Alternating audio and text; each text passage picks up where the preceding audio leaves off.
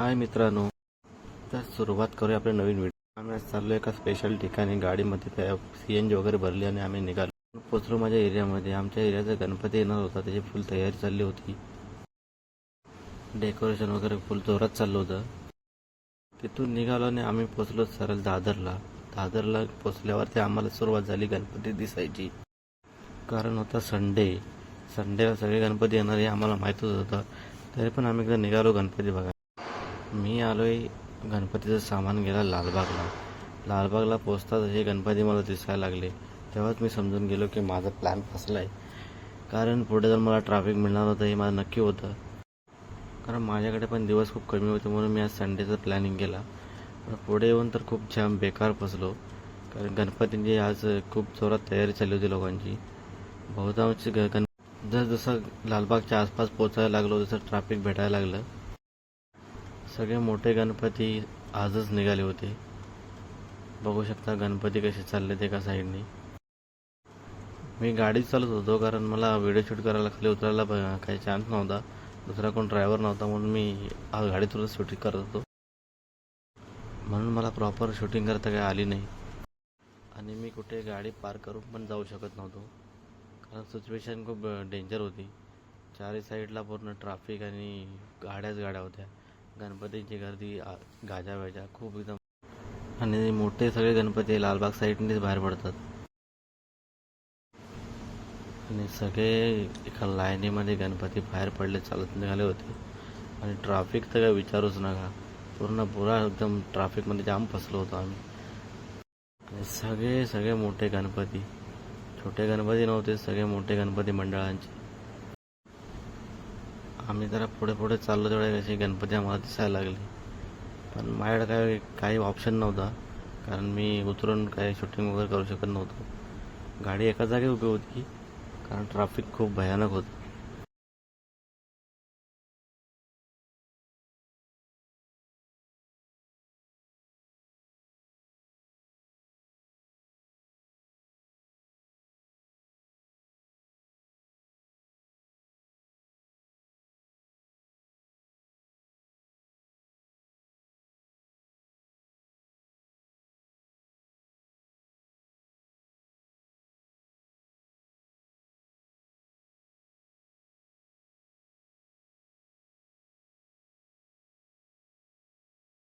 चॅनलवर नवीन असेल तर सबस्क्राईब करायला विसरू नका.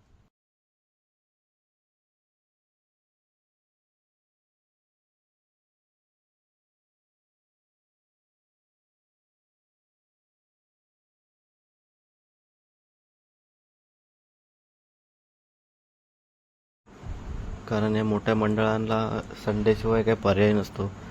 आणि हे मला घरातून निघायच्या आधीच मला कळलं होतं की आज ट्रॅफिक मिळणार. तरी पण मी निघालो आणि या ट्रॅफिकमध्ये अडकून बसलो. मजा तर खूप येत होती, असं वाटायचं बाहेर जाऊन आपण पण उभं राहावं म्हणून. मी गाडी घेऊन गेलो होतो ना, गाडी सोडून बाहेर जाऊ शकत नव्हतो. तरी पण मित्रांनो कसं का गाडी चालवता शूट करत होतो. थोडंसं दाखवण्याचा प्रयत्न तुम्हाला करतो मित्रांनो.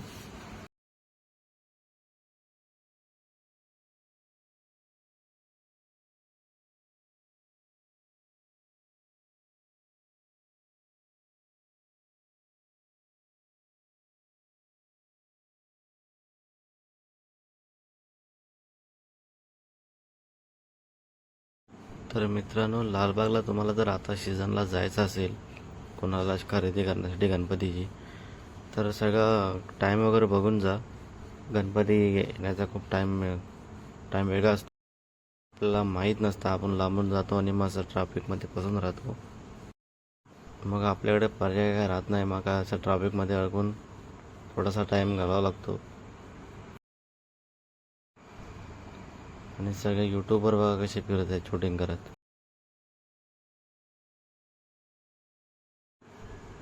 लेफ्ट साईडला बघा, लालबागची पण तयारी खूप जोरात चालली. हे बघा किती ट्रॅफिक आहे. गणपती पुढे सरकतच नाहीत. हे सगळे मानाचे गणपती चाललेत. हे तुम्हाला लेफ्ट हँड साईडला बघा चिंचपोकळीच्या राजाचं दर्शन. हे मुंबई मुंबईच्या राजाचं बघा डेकोरेशन खूप कडक बनवले.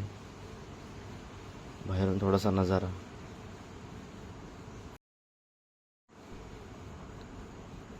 बघा गणपतीची हाईट किती आहे बघा.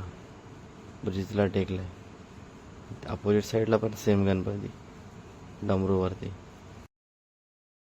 आणि हा जो गेट दिसतोय ना मित्रांनो तुम्हाला, हा लालबागचा मेन प्रवेशद्वार आहे. जबरदस्त बनवले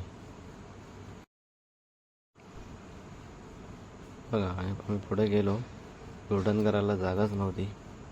पुढे जाऊन जाऊन थकलो.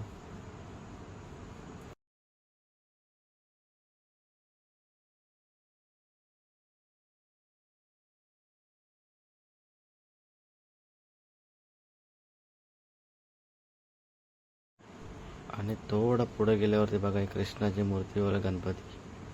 वाव, किती छान दिसते ना, एक नंबर. एवढे सारे अवतारामध्ये गणपती आहेत. ते बघा अपोजिट साईडला बघताय ना, पूर्ण गोंड्याचा गणपती. आणि गाडी साईडला लावून आम्ही गेलो दुकानामध्ये पडदा घ्यायला. मी ज्या कामासाठी आलो होतो त्या कामासाठी उतरलो.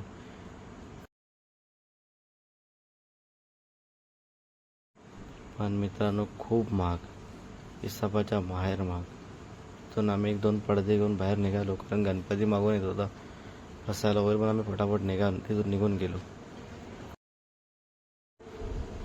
कारण पोलीसवाले वगैरे येणार होते. होऊ शकता गणपतीची मूर्ती एकदम छान लार. खंडेरायाची मूर्ती.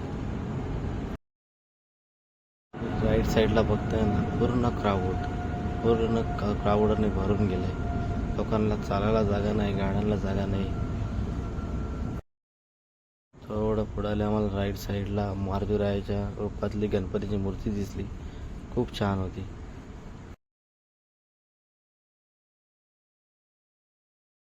हे बघा आमच्या साईडने एक गणपती चालला होता.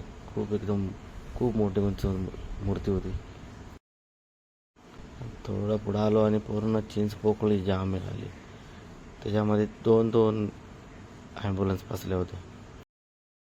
थोडं पुढे आलं आम्हाला परलच्या राजाचा गेट मिळाला. खूप आकर्षित होता. आणि मित्रांनो कसाबसा ट्रॅफिकमधून निघून आम्ही पोचलो माटुंग्याला.